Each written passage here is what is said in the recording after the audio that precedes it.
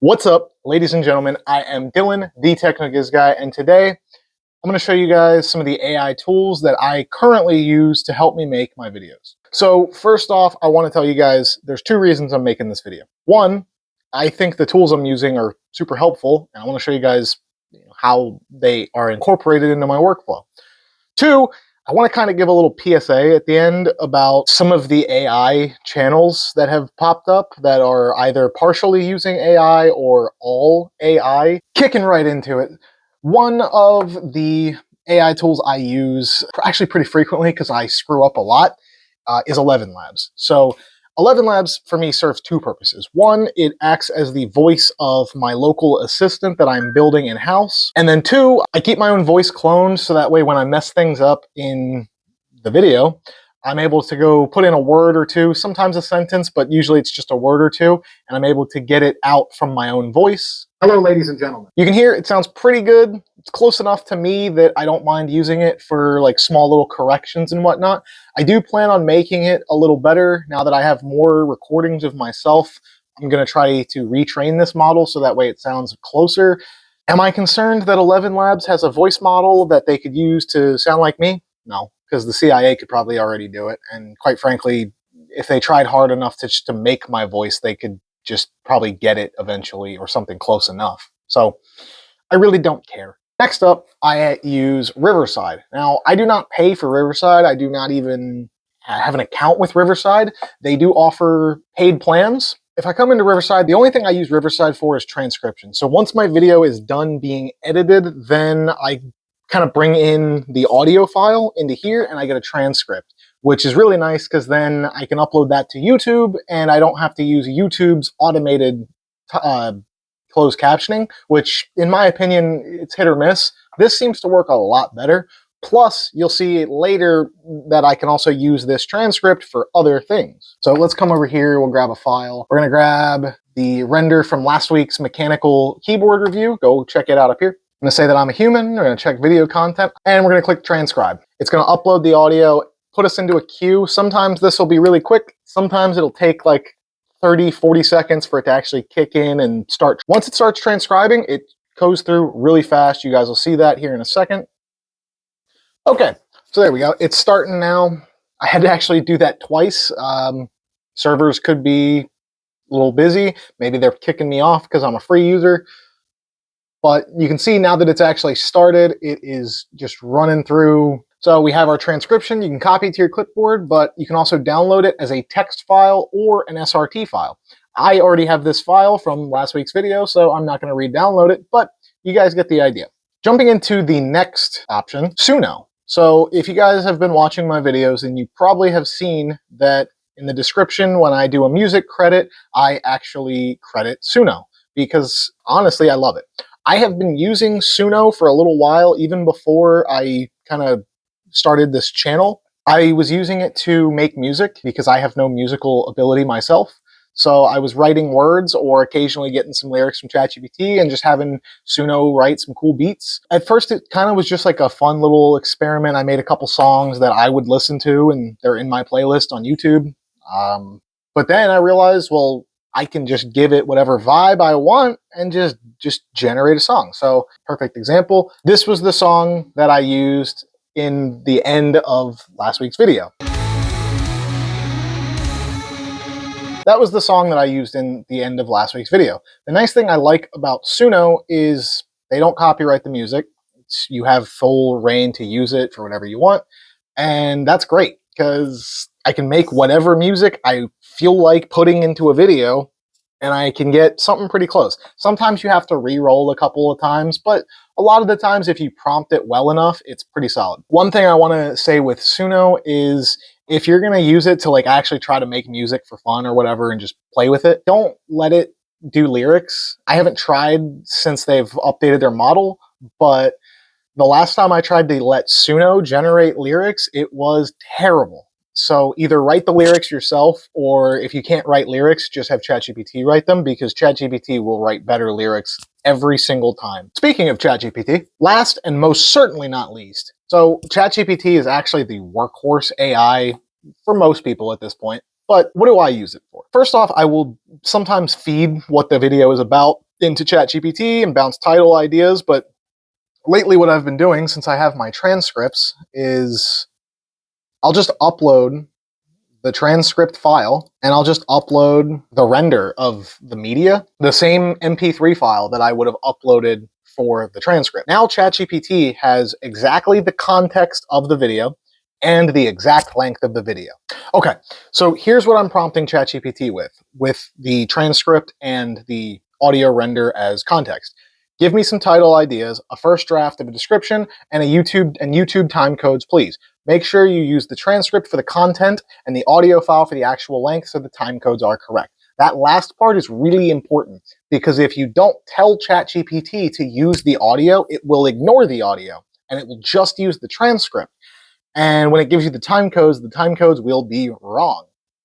Like if it's a 12-minute video, a lot of the times it'll generate time codes that are like, oh, 16 minutes. So if you expressly tell it to make sure it uses the audio file for the video length, it will actually do that and your time codes will be far more accurate. So let's just see what this does. ChatGPT has gotten so much faster doing this. Look, it's already pulling the audio file. So that went through. You guys can see now. It analyzed the file to see how long it was, analyzed the entire transcript. Here's the title ideas. MX Mechanical Unboxing and Honest Review, why I switched to mechanical or keyboard. These are actually okay. I went with a different title.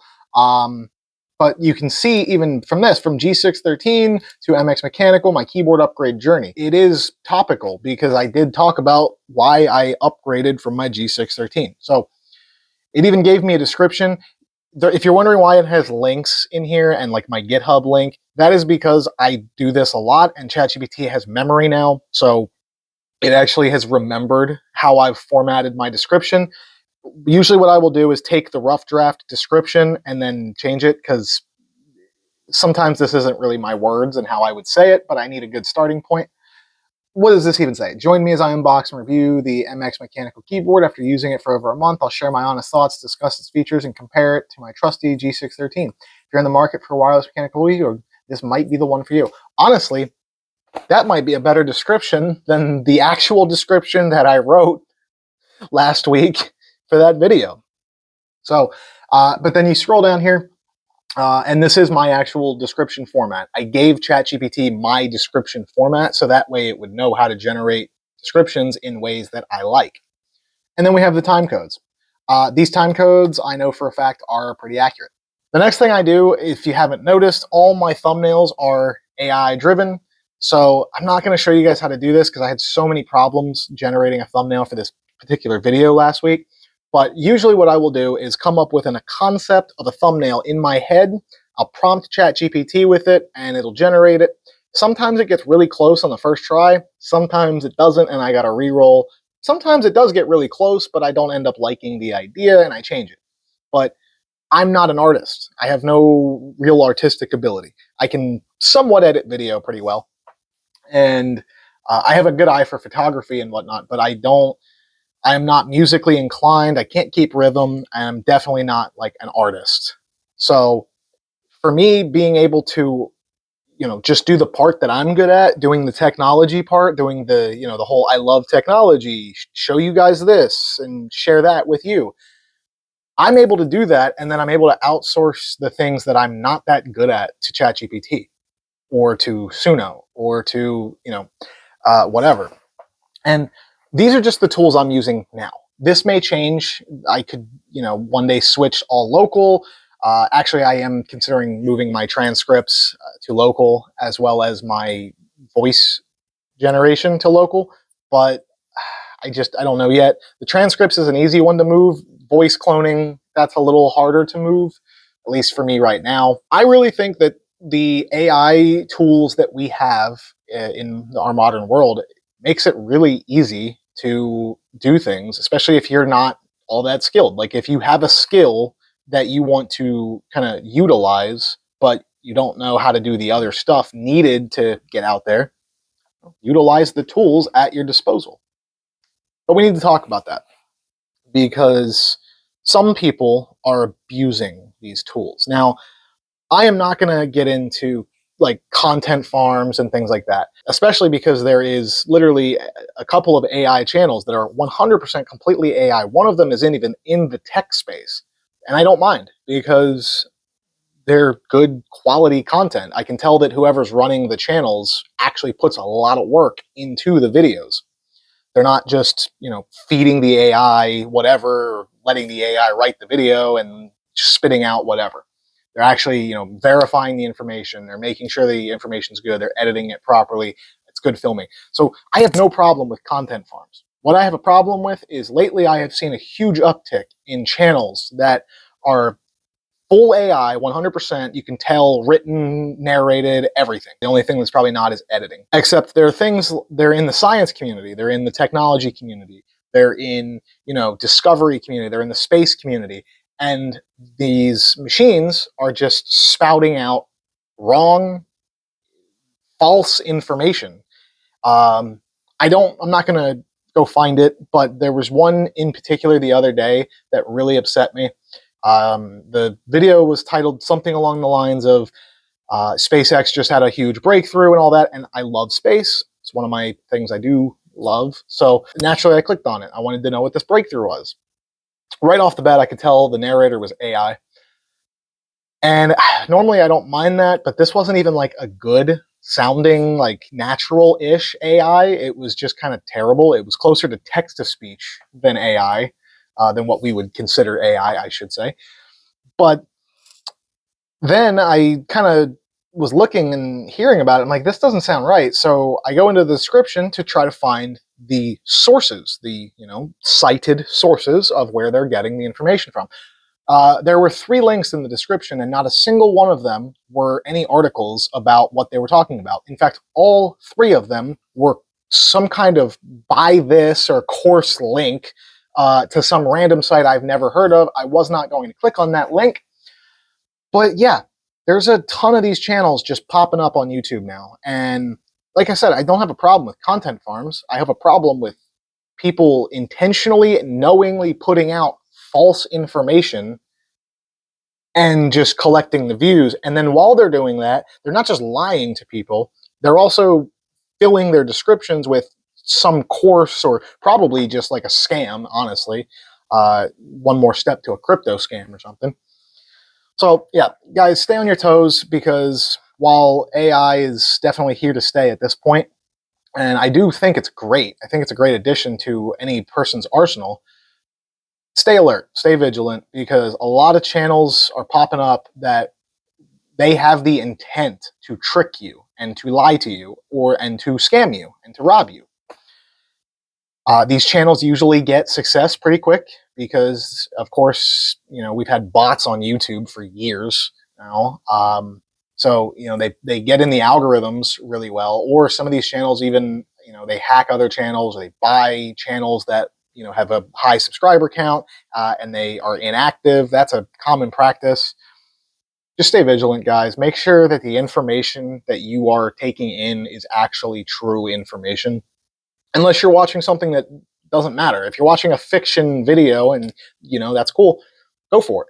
But if you're watching anything related to something where the truth matters, verify that the source you're getting it from actually is giving you proper information. We have enough people in this world that are blindly stupid, and all it takes is someone to just take that 2 seconds to just go check the source. Just go verify that it's at least coming from a decent, reputable source. Anyway, guys, that is it for this video. I hope you enjoyed. I know this was kind of a different one. I wanted to show the different tools that I use in my content creation process. I actually laid them out in the order that they would be used, with the exception of transcription and Suno. Usually those would be switched because Suno is going to obviously be before I transcribe the video. Will these tools change over time? Yes. I will either be adding or removing tools from my arsenal as new technology comes out and as I find new things. Ultimately, I think AI is probably going to change how we do everything. I don't think we're ready for how it's going to change our society, but I am here for the ride because, as I always say, I do this because I love technology. I love new technology, even old technology. I love seeing, good working tech. And good or bad, I'm here for the ride, and I hope you guys are too. We always have a kick-ass time. I am Dylan, and I will see you in the next one. Keep it peaceful.